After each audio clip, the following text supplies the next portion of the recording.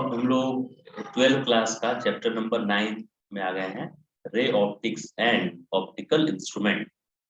तो ये बहुत ज़्यादा इम्पोर्टेंट चैप्टर है क्योंकि इससे बोर्ड एग्जाम में और जेई मेन नीट में बहुत सारे क्वेश्चन आते हैं।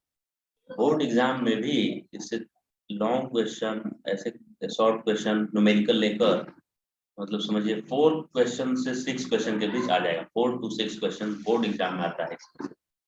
कॉम्पिटिटिव एग्जाम में तो आता ही है बहुत सारा क्वेश्चन। तो ये चैप्टर बहुत इम्पोर्टेंट है।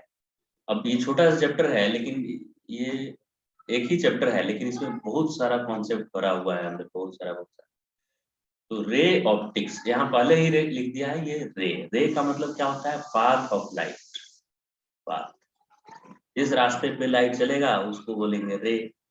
और ऑप्टिक्स क्या है? ब्रांच ऑफ फिजिक्स है जिसमें हम लोग लाइट या लाइट से रिलेटेड, लाइट पे बेस्ड जो भी फेनोमेना है नेचर में, जैसे रिफ्लेक्शन, रिफ्रैक्शन और भी इंटरफेरेंस, ये सब है, लेकिन वो वेव प्रॉपर्टी है, वो उसको रे ऑप्टिक्स में नहीं पढ़ते हैं।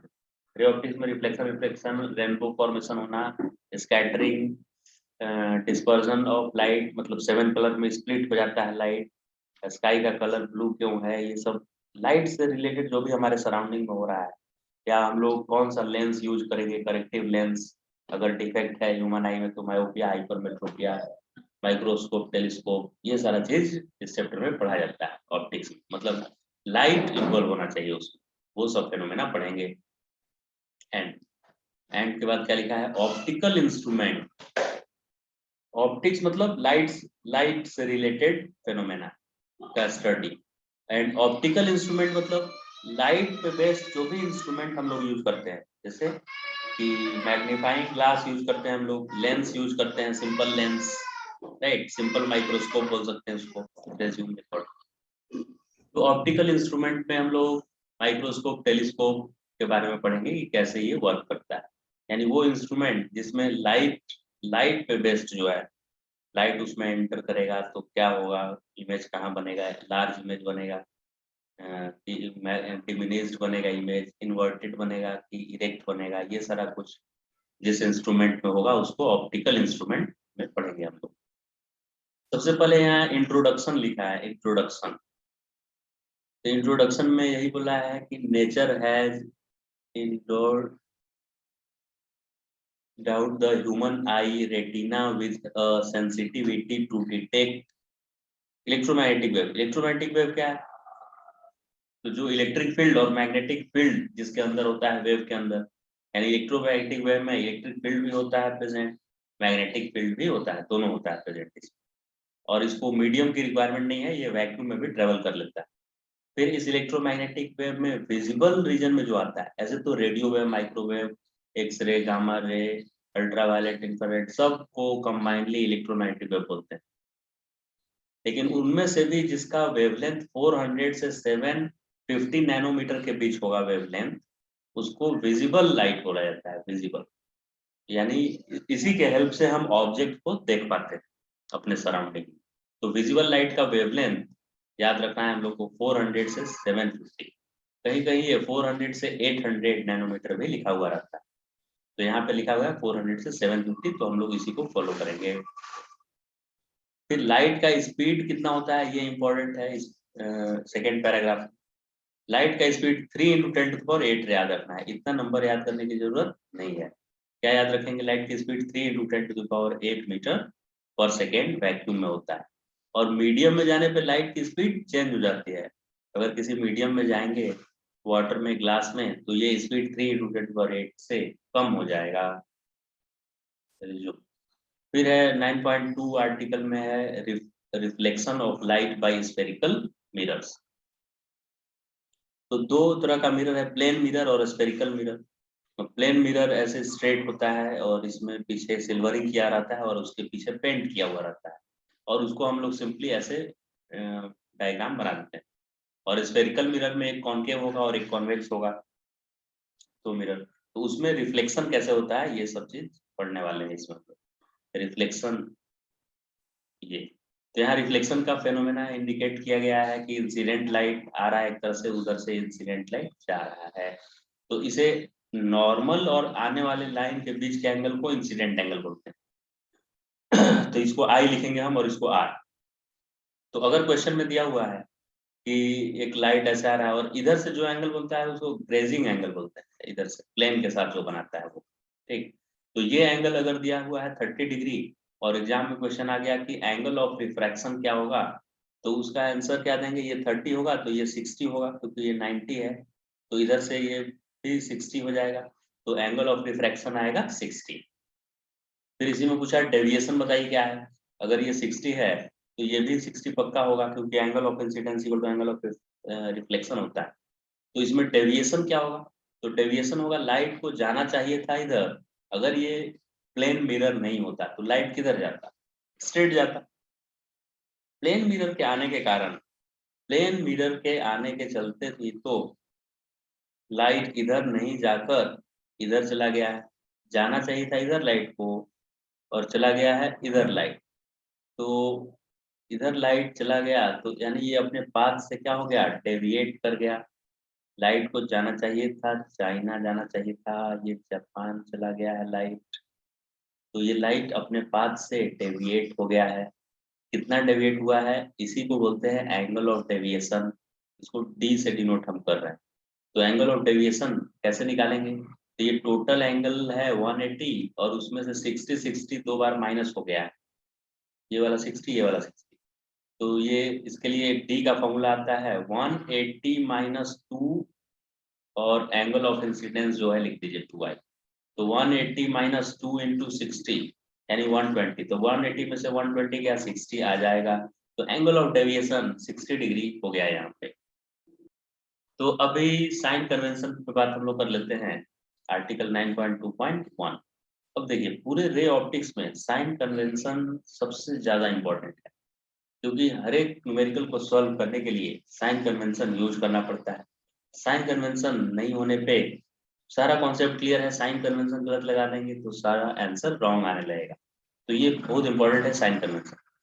अब वैसे तो साइन कन्वेंशन लोअर क्लासेस में ऐसा लिख देता है कि right side plus left side minus, ऊपर प्लस नीचे माइनस। जैसे मैथ में भी होता है एक्स इधर प्लस और x dash minus, y plus और वाई डैश में जो रहेगा वो माइनस होगा। लेकिन ये साइन कन्वेंशन प्रॉपर नहीं है। ये क्या है, ये सिंपल क्वेश्चन तक काम कर जाएगा जब हमेशा ऑब्जेक्ट लेफ्ट में रहेगा। जनरल साइन कन्वेंशन ये है कि प्रिंसिपल एक्सिस पहले ये वाला है, तो फर्स्ट नंबर रूल इसमें ये रहता है कि all the distances are measured from the pole. जितने भी डिस्टेंस है वो पोल से मेजर करना है, यानी पोल ही मेरा ओरिजिन है। ये क्या हो गया, साइन कन्वेंशन का पहला रूल याद कर लेना है कि पोल को ही ओरिजिन मानना है। तो पोल से राइट या लेफ्ट मेजर करना स्टार्ट करना है पोल के रिस्पेक्ट में। अब सेकेंड साइन कन्वेंशन क्या है, ध्यान से मैं यहाँ लिखते चलता हूँ साइन कन्वेंशन। पोल है ओरिजिन, ये फर्स्ट साइन कन्वेंशन हो गया।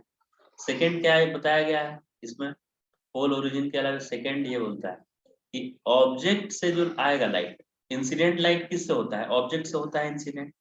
तो ये मान लेते हैं ए बी ऑब्जेक्ट है, तो लाइट तो ऑब्जेक्ट की तरफ से चलेगा। ये ट्यूबलाइट एक मान लीजिए, ए बी क्या है ट्यूबलाइट। तो लाइट कहाँ से निकलता है, ऑब्जेक्ट से। तो जिधर लाइट जाएगा, लाइट किधर जा रहा है, लेफ्ट से राइट की तरफ। लाइट किधर को जा रहा है, लेफ्ट से राइट, यहाँ लिख रहे हैं light is going from left to right. R I लिखा हुआ है राइट, लेफ्ट टू राइट। तो जब भी कोई डिस्टेंस लेफ्ट से राइट की तरफ मेजर किया जाएगा उसको पॉजिटिव लिखा जाएगा, और राइट से लेफ्ट उल्टा अगर मेजर करेंगे तो निगेटिव लिख देंगे उसको। जैसे यहाँ पे मैं पूछूं कि ऑब्जेक्ट का डिस्टेंस 10 मीटर है, तो ये 10 को प्लस लिखेंगे कि माइनस, तो आपको माइनस लिखना है, क्योंकि स्टार्ट करना है ओरिजिन से। डिस्टेंस मेजर करना है, स्टार्ट कहाँ से करेंगे, ओरिजिन से। स्टार्ट कर दिए ओरिजिन से और किधर को जाएंगे, ओरिजिन से स्टार्ट करके ऑब्जेक्ट के पास जाएंगे ऐसे। तो मुझे देखिए राइट से लेफ्ट चलना पड़ रहा है, इंसिडेंट लाइट जिधर आया था उसका उल्टा चलना पड़ रहा है, तो -10 लिखा जाएगा। ऑब्जेक्ट डिस्टेंस क्या लिखा जाएगा, -10। लेकिन अगर ऑब्जेक्ट डिस्टेंस -10 यहाँ पे लिख देंगे हम इस तरह से। लेकिन अगर कोई और यहाँ पे होता, कोई भी चीज यहाँ पे होता, इमेज या कुछ भी यहाँ पे होता अगर, और ये होता 5, तो इसके डिस्टेंस को +5 लिखना पड़ता मुझे, क्योंकि ओरिजिन यहाँ है और हम यहाँ पे आने के लिए हमको राइट चलना पड़ेगा, यानी जिधर लाइट मूव किया है उसी सेंस में, माने ये लेफ्ट से राइट तो हमको भी लेफ्ट से राइट जाना पड़ रहा है, तो इस 5 को प्लस में करके लिखेंगे। यानी यहाँ रूल नंबर 2 ये हो गया कि in the direction of incident रे, in the direction of incident रे all distances are taken as positive, positive लेना है। इंसिडेंट रे के डायरेक्शन में, इंसिडेंट रे के डायरेक्शन में पॉजिटिव लेना है। Direction of incident ray, incident ray positive लेंगे और opposite to incident ray negative लेंगे, ये भी समझ में आ गया। और थर्ड नंबर में वही हो गया कि प्रिंसिपल एक्सिस के ऊपर वाले को पॉजिटिव लेंगे और प्रिंसिपल एक्सिस के नीचे कुछ बनेगा तो निगेटिव लेंगे।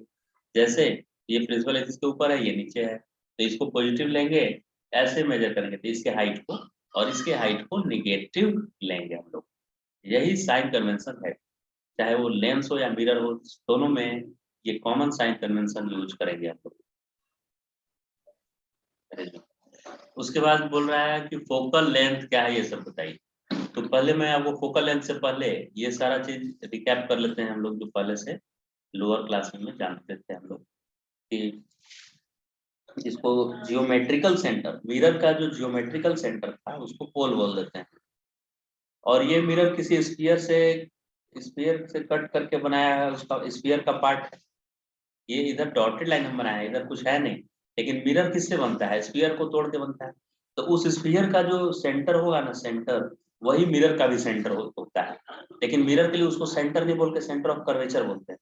तो centre of curvature of a mirror is centre of that sphere which part is mirror. जिस स्फीयर से ये मिरर बनाया गया है उस ओरिजिनल स्फीयर का सेंटर को ही इस मिरर का सेंटर ऑफ स्फीयर बोलते हैं। सेंटर ऑफ कर्वेचर, यहाँ पे सेंटर ऑफ कर्वेचर समझ में आएगा। सेंटर ऑफ कर्वेचर पोल को जो लाइन ज्वाइन करेगा उसको बोलते हैं प्रिंसिपल एक्सिस। प्रिंसिपल एक्सिस हो गया। अब मेन है फोकल लेंथ या फोकस।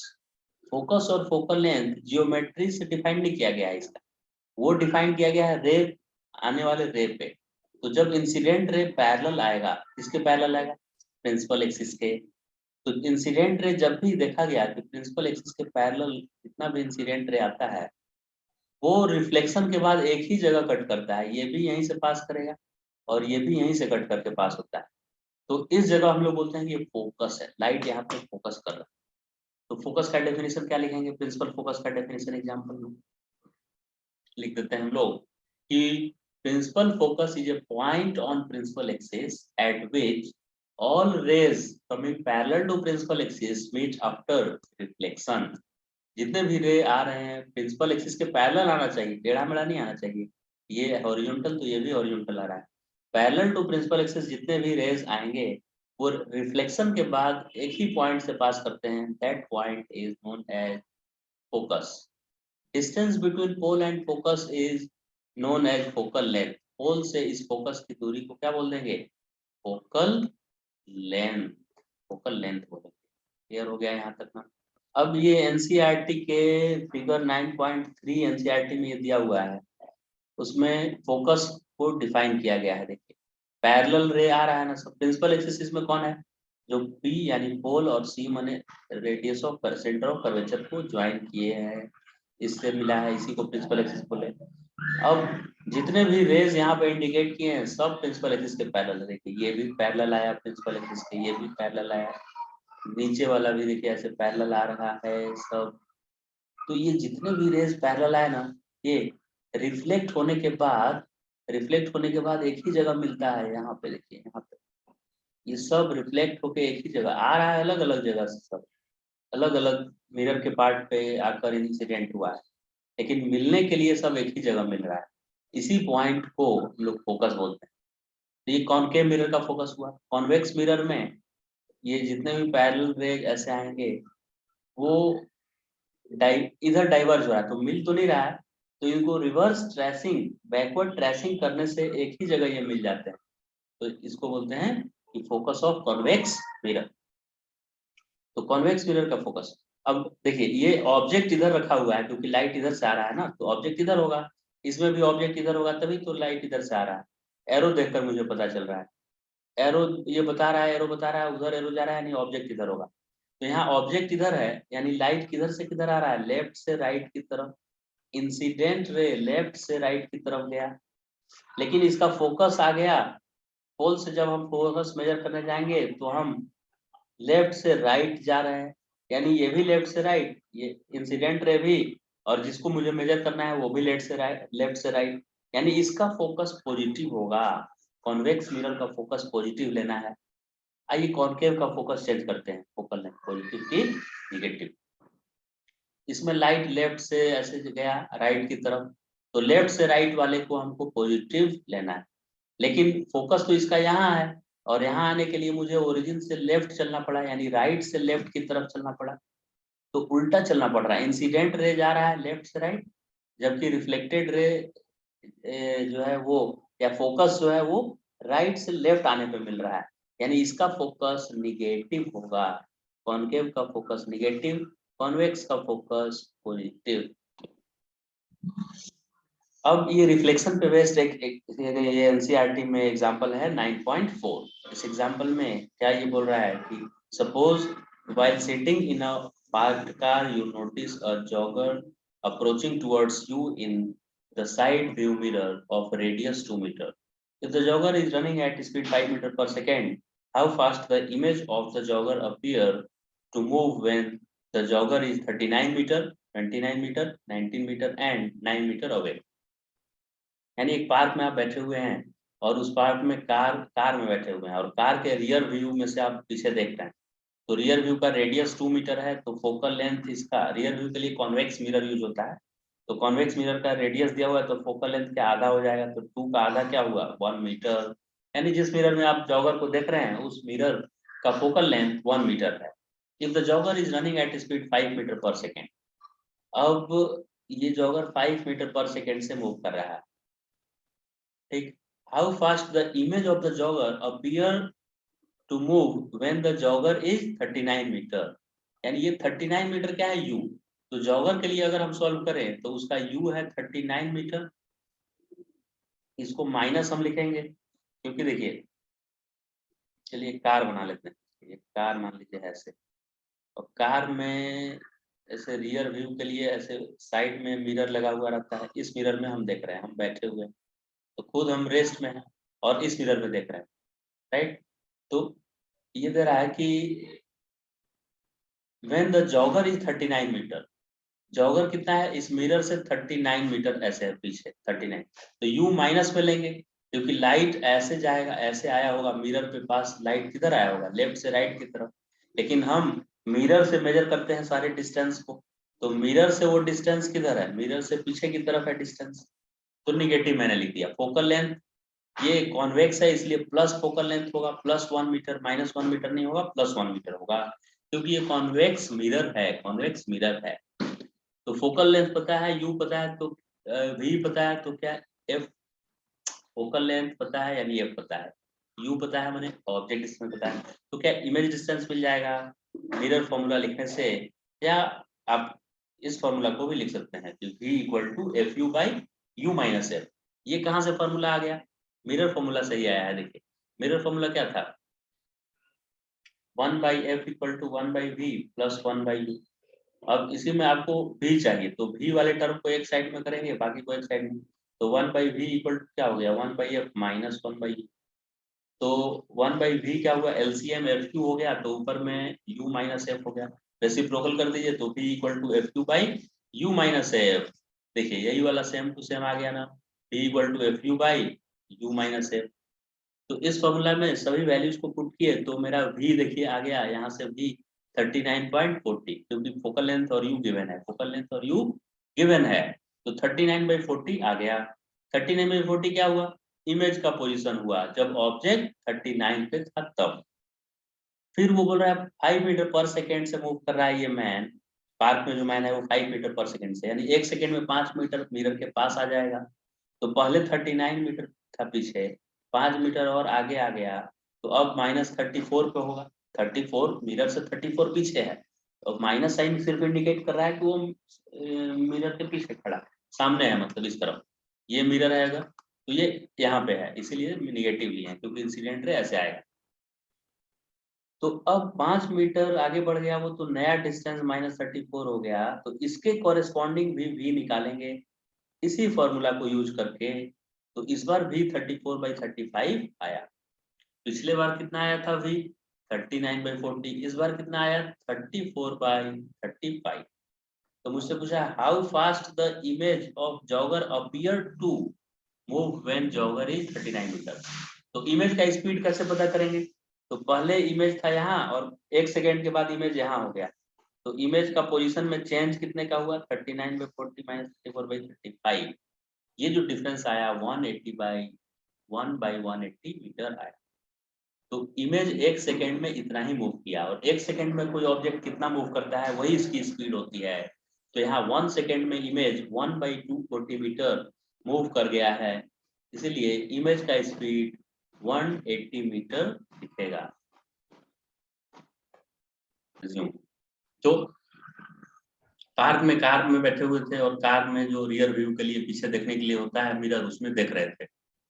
तो अभी सबसे पहले जॉगिंग जो कर रहा था मैं, वो 39 मीटर पीछे था मेरे कार से। कार में जो मिरर लगा हुआ था रियर व्यू के लिए, इस मिरर से वो कितना पीछे था 39 मीटर। तो इसके लिए हमने क्वेश्चन सॉल्व किया। फिर अगर वो 29 मीटर पीछे होता तो क्या होता, तो ऐसे ही सॉल्व करते, खाली जहाँ पे 39 है वहाँ 29 लिख देते, बाकी सेम टू सेम। फिर थर्ड क्वेश्चन को 19 मीटर पीछे रहता तो क्या होता, ये जॉगर 90 मीटर पीछे रहता तो, फिर या 9 मीटर पीछे जॉगर रहता तो क्या होता, velocity of image as seen by driver. जो कार का ड्राइवर है वो देख रहा है कार के मिरर में जॉगिंग करते हुए पर्सन को। तो एक 39 के लिए मैंने बता दिया, 29 के लिए भी सेम टू सेम इसी प्रोसेस से हम लोग इमेज का वेलोसिटी निकाल लेंगे। वैसे ही 19 और 9 मीटर के लिए भी you can find velocity of image with respect to driver of the car. Okay, is it clear?